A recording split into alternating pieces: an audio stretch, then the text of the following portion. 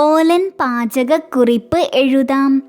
ചേരുവകൾ: തലേ ദിവസം കുതിർത്ത് വേവിച്ചെടുത്ത വൻപയർ 1 കപ്പ്, ചതുര കഷ്ണങ്ങളാക്കിയ കുമ്പള കഷ്ണം 2 കപ്പ്, നീളത്തിൽ അരിഞ്ഞ പച്ചമുളക് 4 എണ്ണം, തേങ്ങയുടെ 2-ാം പാൽ 1 കപ്പ്, തേങ്ങയുടെ 1-ാം പാൽ 1 കപ്പ്, വെളിച്ചെണ്ണ 2 ടീസ്പൂൺ, കറിവേപ്പില 3 തണ്ട്.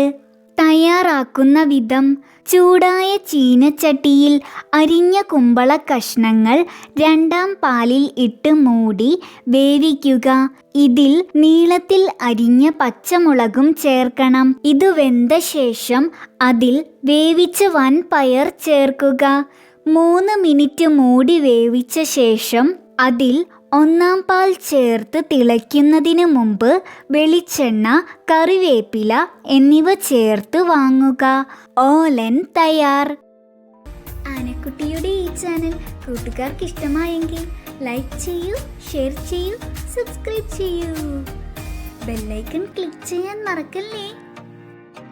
ഇനി നമുക്ക് അടുത്ത വീഡിയോയിൽ കാണാം. ടാറ്റാ.